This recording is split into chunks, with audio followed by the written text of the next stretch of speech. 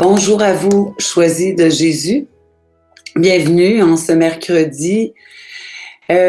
Aujourd'hui, c'était vraiment pour moi très demandant de faire quand même mon direct parce que j'avais un rendez-vous ce matin à la clinique. J'avais une oreille complètement de bouchée, mais en me levant ce matin, j'avais les 2 oreilles bouchées complètement et moi, j'ai des petits conduits. Et ils n'ont pas été capables de les déboucher. Alors, je suis sourde des 2 oreilles dans le moment. J'entends les choses, mais de très, très loin. En sortant de la clinique, j'avoue que j'ai pleuré. J'ai pleuré parce que là, je me disais: «Il faut que je reprenne un rendez-vous» parce qu'ils peuvent pas injecter plus de 500 millilitres par oreille. Alors, je me suis dit: «Bon, bien, je dois jeûner à entendre ces temps-ci». Accepter la situation telle qu'elle est et l'offrir. Et je me rendais compte que quand une épreuve arrive, c'est pas évident toujours, hein. On dit pas oui tout de suite, hein. Il y a quelque chose en nous qui réagit et voilà. Alors, j'ai demandé la grâce en me préparant de pouvoir quand même faire le live et puis j'ai un groupe tout de suite après aussi, là, je vais devoir mettre les écouteurs très, très, très fort pour pouvoir entendre. Je me rends compte aussi à quel point ce qu'on a au niveau de notre santé, on doit vraiment toujours rendre grâce. Hein? C'est un cadeau, c'est un cadeau, la vie. Alors, pour débuter cet entretien-là avec vous aujourd'hui, ça se peut que je sois vulnérable là, à cause de ça. Euh, j'avais pensé, pardon, j'avais pensé mettre la prière de l'abbé Guy Giroux. Qui est une prière, dans le fond, de libération. Et en fait, ce temps de carême-là, pour moi, le titre qui me venait au cœur, c'est de vivre ce carême-là dans la prière, le partage et le pardon. Alors, je vous invite à faire cette prière-là avec moi et vraiment de la faire de tout votre cœur. C'est une belle prière qui, à chaque fois qui est dite, libère des choses en nous. Une prière de libération, c'est jamais dit en vain. Alors, on va la dire ensemble, si vous voulez bien. Voilà. Il me fait plaisir aujourd'hui de faire cette prière de libération avec vous, ce qu'on appelle la prière d'auto-libération. Ça veut dire qu'à la maison, vous pouvez la faire et le Seigneur agit. Par contre, il faut savoir que le sacrement du pardon est de beaucoup supérieur à cette prière parce qu'un sacrement, c'est la rencontre de Dieu. C'est un cœur à cœur avec Dieu. Et le sacrement de l'Eucharistie aussi est une prière de libération. Lorsqu'on dit « Seigneur, je ne suis pas digne de te recevoir », mais dis seulement une parole et je serai guéri. Alors l'Église nous offre des prières pour nous aider à nous rapprocher de Dieu, pour nous aider à grandir dans la foi. Alors c'est dans ce sens que nous allons faire aujourd'hui cette prière. Seigneur Jésus, je crois que tu es le Fils de Dieu, fait homme, né de la Vierge Marie. Je crois que tu es mort pour racheter le monde. Je crois que tu es ressuscité pour me donner la vraie vie. Je crois que tu es monté au ciel pour me préparer une place dans ton royaume d'amour. Je reconnais que tu es le Dieu de bonté, de tendresse, de miséricorde, de pardon. Je te demande pardon pour tous mes péchés. Je les regrette de tout mon cœur. Je sais que tu m'attends les bras ouverts pour m'accueillir dans ta miséricorde.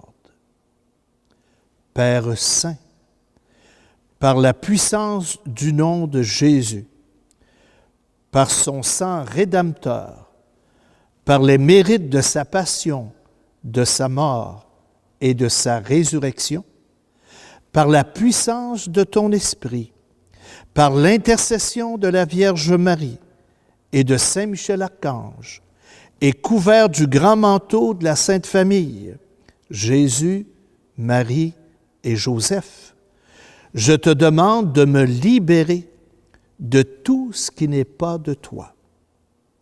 Libère-moi dans les profondeurs de mon être, jusque dans les racines du mal qui est en moi. Libère mon inconscient, mon subconscient, ma conscience de tout ce qui a pu blesser ton amour, volontairement ou non. Libère mon esprit de tout retour égoïste, de repliement, d'orgueil, de suffisance, de jugement téméraire. Libère ma mémoire du souvenir d'événements pénibles de ma vie passée, qui jettent le trouble dans mon âme.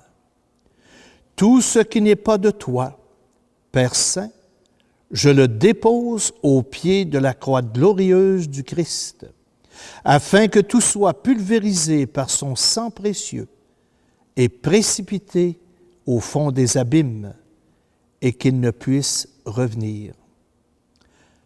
À la place, Seigneur mon Dieu, je te demande de me remplir de ton Esprit Saint, ton esprit de lumière, ton esprit de vérité, ton esprit d'humilité, ton esprit de force, ton esprit de piété, ton esprit de douceur, ton esprit de pureté, afin que, voyant ta volonté, j'ai le courage de l'accomplir. Enfin, Seigneur, je te demande de bénir les personnes qui m'ont blessé par des paroles, des gestes ou des actes. Comble-les de tes bienfaits et de ton esprit. Père Saint, je te remercie pour cette libération que tu m'accordes en ce moment, car je suis sûr que tu exauces ma prière. Je crois en ton amour. Amen. Alléluia. Et frères et sœurs, recevez aujourd'hui la bénédiction de l'Église et que le Seigneur fasse descendre sur vous ses bienfaits et que cette bénédiction porte de beaux fruits. Je vous bénis au nom du Père et du Fils et du Saint-Esprit. Amen. Alors voilà, j'en avais vraiment besoin et je suis certaine que vous aussi. Cette prière-là peut être dite à tous les jours. Et à chaque fois qu'elle est dite, moi, j'ai l'impression qu'il y a quelque chose qui a un poids de moins sur les épaules. Parce qu'on se dispose le cœur à vraiment se laisser transformer. C'est vraiment spécial de parler les oreilles comme ça, bouchées, là. Voilà. Alors, pour faire un petit tour, en fait, de la semaine, là, depuis le live de Léandre, la semaine passée, on a vu Jeûner à notre image. Vendredi, on a eu avec Anicia, en remplacement d'Anicia, une émission spéciale sur la retraite de Laurette Saint-Jacques, parce qu'elle ne pouvait pas être là vendredi, mais vous allez la retrouver vendredi de cette semaine. Et avec Kevin, il a interagi avec vous sur la transformation qui s'opère en toi, qui est l'enseignement du dimanche. Et Guy, avec Guy, on a vu le jeûne de l'amour. Et Linda, bien, on est rendu au 11e enseignement sur le choix de ma prière. C'est tout disponible si vous avez le goût de les revoir. Alors aujourd'hui, on va ensemble écouter l'enseignement du dimanche pour justement être en mesure de vivre notre carême dans la prière, dans le partage et dans le pardon. On va écouter ça attentivement, puis on va se revenir à la suite de ça.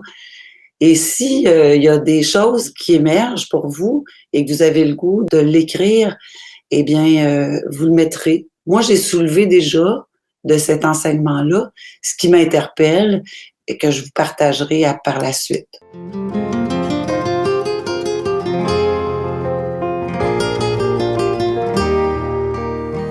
Bonjour à vous, chers choisis de Jésus. Le numéro 49 du premier volume nous fait prendre conscience qu'avec Dieu, nous ne pouvons pas concevoir la grandeur et l'importance de ce que nous vivons. Maintenant, le texte, mon tout petit, je veux profiter de ce silence où tu es seul avec moi pour parler de nouveau à ton cœur. Ta docilité et tes nombreux oui m'ont permis et me permettent à ce moment de réaliser de grandes choses. Alors voyez-vous, le Seigneur nous donne à chacun de nous tous le secret pour qu'il puisse réaliser de grandes choses en nous et à travers nous. C'est les nombreux oui et notre docilité à son esprit. Tu sens bien une transformation qui s'opère en toi. Tu ressens davantage mon amour, mais tu ne peux concevoir la grandeur et l'importance de ce que nous vivons ensemble présentement. Ton cœur est à se transformer. Les attaches qui l'empêchaient de retrouver sa beauté originelle se coupent les unes après les autres. Comme il devient beau, il entre dans une grande pureté et le cœur de ta chère épouse, Élisabeth, subit les mêmes transformations. Voyez-vous, le Seigneur, ça, j'ai été témoin de ça. J'ai reçu beaucoup de témoignages de gens me disaient, moi, j'ai donné mon oui et j'ai vu les gens changer autour de moi après que j'ai donné mon oui au Seigneur. Vos deux cœurs se trouvent fondus dans nos deux cœurs, celui de ma Sainte Mère et le mien. Ensemble, nous entrons dans un monde de grande jubilation, de paix et d'amour. La même transformation s'opère chez vos proches, tant chez votre famille immédiate que chez les gens de vos groupes de prière. Ce n'est que tout début. Il y a beaucoup de joie dans le ciel en ce moment, non pas à cause de ce que vous accomplissez, mais uniquement à cause de ce que vous devenez. Voyez-vous la différence, hein? Vous ne pouvez vous énorgueillir, car c'est mon œuvre qui peut s'accomplir librement à cause de vos consentements, sans condition, et à cause de votre docilité à vous laisser transformer par moi. Ma récompense à vos oui est non seulement votre transformation, mais la jubilation de constater la transformation des cœurs autour de vous et parfois à travers vous. De manière à ce que votre jubilation soit plus grande et se perpétue. Ce dont vous êtes témoin, c'est la transformation d'une toute petite partie des cœurs rendue possible par votre docilité à vos oui. Un autre tantôt, il m'a dit, je vais te permettre de voir des choses, mais dis-toi que ce que tu vois peut se comparer à la quantité de neige que tu vois tomber par rapport à la quantité de neige qu'il tombe. Alors, il réalise beaucoup plus que ce que nous voyons. Plus vous partagez ensemble, Élisabeth et toi, ce que vous vivez, plus votre joie est grande, plus rapidement se réalise votre transformation. N'hésitez pas à vous départir de ce qui serait contraire à l'amour. Hein? On a besoin de faire du délestage pour permettre à l'amour de prendre place en nous. Et ça se fait à partir de nos cœurs, les attaches qu'on doit lui demander de couper, ce qui nous rend esclaves parfois. Accueillez seulement ce que nos deux cœurs vous donnent et l'amour va faire le reste. De même, n'essayez pas de comprendre ce que vous vivez présentement, accueillez seulement. Vous vous sentez comblé? Acceptez-le. Jouissez-en pleinement, car le Père, dans son plan d'amour, veut qu'il en soit ainsi pour le moment. Plus vous acceptez ce que vous avez à vivre aujourd'hui, plus votre être devient capable de bénéficier des grâces que le Père vous réserve pour demain. Il en est ainsi jour après jour. Vous serez de plus en plus devenu amour. Puis là, il me donne un petit conseil. Redis à Élisabeth que je l'aime et que tu l'aimes, qu'ensemble, vous devenez l'amour. Tendrement, je vous aime, follement, je vous aime. Peut-être un petit conseil que Jésus voudrait vous donner à vous aussi en terminant. Dis aux gens qui sont près de toi que Jésus les aime. Dis-leur que toi, tu les aimes. Amen. Alors, voilà, une belle conclusion, hein, n'est-ce pas? De dire à tous ceux qui nous entourent qu'on les aime. Moi, ce que j'ai soulevé dans cet enseignement-là, c'est que la docilité, tes nombreux oui m'ont permis et me permettent en ce moment de réaliser des grandes choses. C'est Jésus qui nous dit cela. Jésus nous dit que c'est notre docilité et nos nombreux oui, et ça lui permet en ce moment de réaliser des grandes choses. Et les oui et cette docilité-là, c'est dans les moindres détails. Moi, aujourd'hui, mon oui, c'est à ce qui se passe actuellement dans ma vie. J'entends pas. Alors, je dois être docile et dire oui et offrir cela au Seigneur. Et puis, qu'en son temps, ce problème-là sera réglé.